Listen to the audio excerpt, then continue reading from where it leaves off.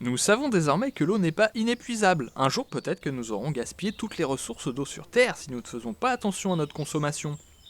Oh non, je suis pas d'accord. Faut vite faire quelque chose. Mais qu'est-ce qu'on peut faire? Tu peux commencer par limiter la consommation d'eau dans ta maison par exemple. Je te propose de faire une petite expérience. Tu verras, c'est étonnant. D'accord. Tout d'abord, on va calculer combien d'eau vous utilisez pour vous laver les dents. La langue. 1 litre. Et si tu utilises un gobelet pour te rincer la bouche, 20 centilitres. c'est 5 fois moins. Waouh. Maintenant, allons dans la cuisine. Qui fait la vaisselle chez toi? Soit mon père, soit le lave-vaisselle. Comment il fait la vaisselle, ton père? Il rince un robinet d'eau froide. Et tu sais combien le lave-vaisselle consomme d'eau pour une vaisselle équivalente? 10 litres. Ah oui, c'est intéressant de comparer les différentes façons de faire. On fait quoi maintenant? Maintenant, direction les toilettes. J'ai pas envie de faire pipi. Je voulais dire, on va regarder comment fonctionne la chasse d'eau. Comme ça. Tu sais qu'il existe des chasses d'eau avec un bouton pour le pipi et un gros bouton pour la grosse commission. Avec ça, vous économiserez plus de 17 000 litres d'eau par an, ce qui représente 65 €. Chouette. Est-ce qu'il y a un robinet qui fuit chez toi? Oui, dans le jardin. Mais il goûte juste un peu. On va calculer combien d'eau tu perds à l'heure, au mois et à l'année.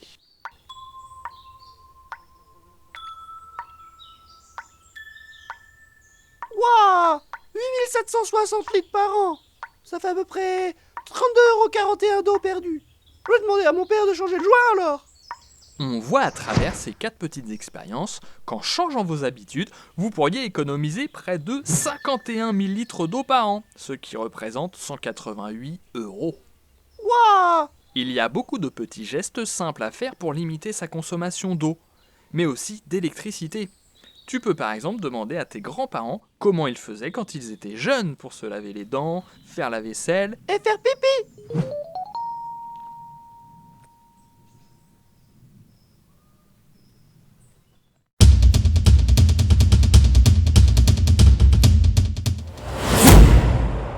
What's up tout le monde, c'est Grèce, aujourd'hui on se retrouve pour les Breaking News à propos de quelque chose qui va forcément vous intéresser puisqu'il s'agit de respirer sous l'eau. Alors, quelque part avec quand même un outil, hein, c'est pas encore intégré tout ça, mais qui ne vous demandera pas de bouteille d'oxygène. Alors je vais commencer à vous y en parler, mais juste avant, bon elle sort quand même un peu tard cette vidéo là, alors pourquoi? Parce que je devais vous sortir en fait sur quelque chose d'autre, et puis finalement au dernier moment j'ai eu ces petites informations et je me suis dit oulala, faut que je vous présente ça parce que c'est vrai que c'est quand même quelque chose d'assez intéressant. Et même voilà, c'est vraiment quelque chose qui tape à l'œil quoi. On se dit vraiment bah voilà, c'est limite tu peux respirer sous l'eau sans bouteille d'oxygène, bah ça donne vraiment envie de s'y intéresser là-dessus, alors que l'autre chose était un peu moins intéressante. C'est pour ça que là j'ai mis une priorité, mais ça me demandait un peu plus de temps parce qu'il a fallu que je change complètement et bien mon sujet. Donc voilà, un peu désolé pour ce petit retard. Alors pour vous parler tout simplement comment ça fonctionne, alors déjà en fait c'est pour les personnes, soit pour les amateurs, ça a été spécialisé, ou pour les gens qui vont faire de la plongée, particulièrement pour ces personnes là qui voilà vont faire de la plongée tout ça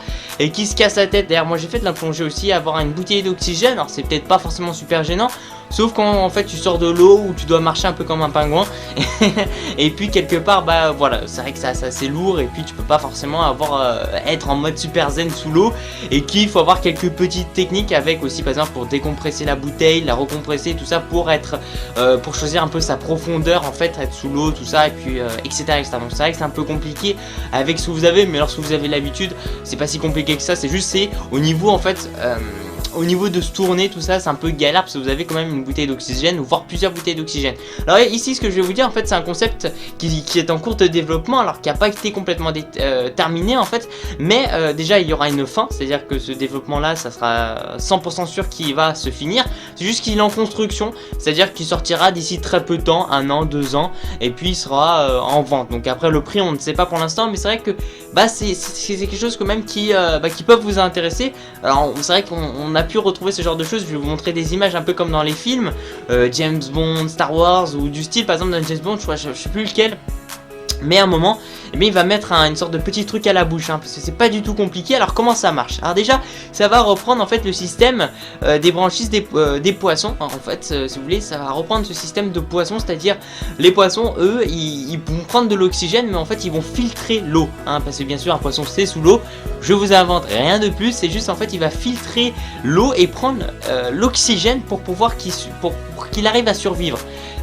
Donc en fait ce système là c'est pas con, il va reprendre un peu ce même système comme le poisson, sauf qu'il va filtrer en fait l'eau et puis toutes ces molécules, enfin tout, on va dire tout cet oxygène sera retransmise dans un mini compresseur. Un mini compresseur, si vous voulez, ça sera une sorte de petit cube à laquelle il y aura tout l'oxygène qui sera dedans. Il sera stocké. Ce qu'il faut savoir aussi, c'est qu'il y aura une mini batterie en fait qui va, lorsque par exemple vous allez retirer l'oxygène, vous aurez en permanence de l'oxygène. C'est-à-dire que lorsque, vous avez une sorte de, on va dire une petite capsule à laquelle vous avez un certain nombre d'oxygène, comme ça vous pouvez respirer, je sais pas, pendant 20-30 minutes, et pendant ce temps là, continuellement, et je dis bien continuellement, votre machine va filtrer l'eau et prendre de l'air, et puis va remplir en fait petit à petit votre compresseur. C'est-à-dire en gros que votre mini compresseur aura toujours de l'oxygène. Bien sûr il y aura une mini batterie, mais attention, la mini batterie au passage elle se recharge 1000 fois plus rapidement que les originaux, donc c'est vrai que c'est quand même quelque chose d'assez intéressant là-dessus, et surtout en fait elle durera très longtemps. Donc c'est à dire que ce sont des batteries qui vont vraiment durer, c'est à dire que ça sera pas, je crois que si je dis pas de bêtises, je crois que c'est 1 heure, 2 heures avec la bouteille d'oxygène. Ça dépend aussi de la taille de votre bouteille. Mais voilà, donc en tout cas, franchement, dites-moi si vous en pensez tout ça dans la barre des commentaires. Comme je l'ai dit, c'est en cours de développement, donc c'est pas complètement terminé. C'est vraiment quelque chose qui va vous intéresser, qui peuvent vous intéresser. Alors, le prix sera excessivement cher, mais avoir ce petit système-là. Alors par contre, c'est vrai qu'il est assez grand. Donc ça va être assez grand et puis ça va coûter assez cher. Donc voilà, donc merci à vous tous les gens, merci de mettre un petit j'aime à la vidéo, ça fait super plaisir. Surtout de me suivre sur ma page Facebook personnelle, et puis je vous dis à la prochaine, ciao ciao, peace out.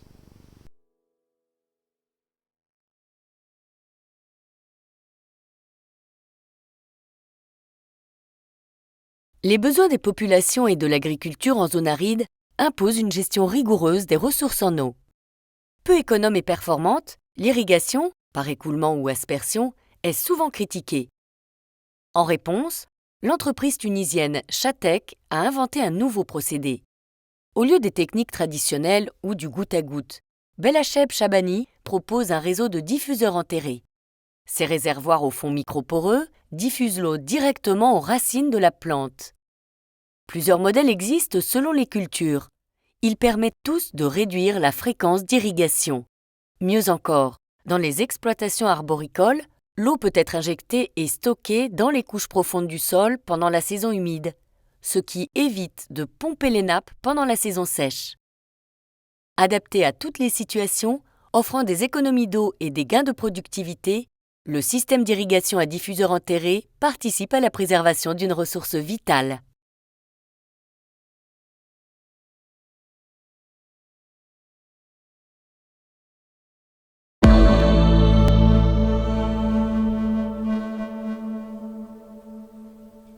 Dureté d'une eau.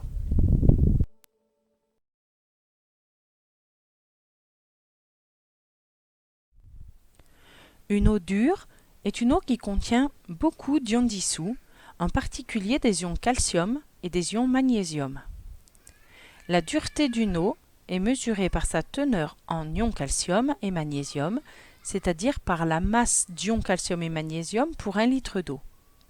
A l'inverse, une eau douce est une eau qui contient peu d'ions calcium et d'ions magnésium. Les ions calcium forment du calcaire, le carbonate de calcium, avec les ions carbonates.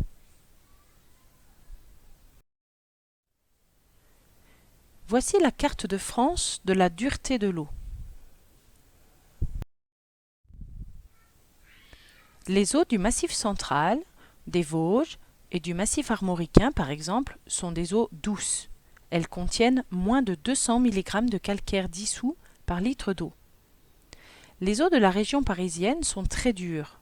Elles contiennent jusqu'à 900 mg de calcaire dissous par litre d'eau. Il n'y a aucun danger à boire une eau dure lorsqu'on est en bonne. Cependant, une eau trop dure peut présenter des inconvénients d'utilisation. En effet, l'eau dure diminue les propriétés détergentes des lessives et des savons qu'il faut utiliser en plus grande quantité.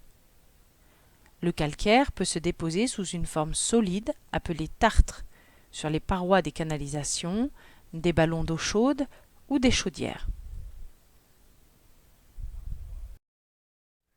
À l'inverse, une eau trop douce est une eau corrosive qui ronge les parois des canalisations, favorisant la formation de fuites.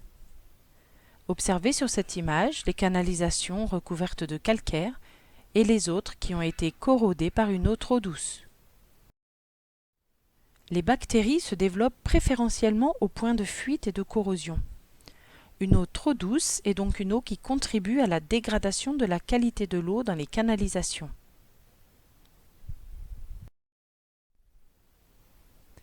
Pour à la fois protéger les équipements de l'encrassement et maintenir la qualité de l'eau lors de sa distribution, l'eau doit donc être juste assez dure pour qu'une couche protectrice de carbonate de calcium se dépose sur les parois des canalisations, les isolant ainsi de l'eau transportée.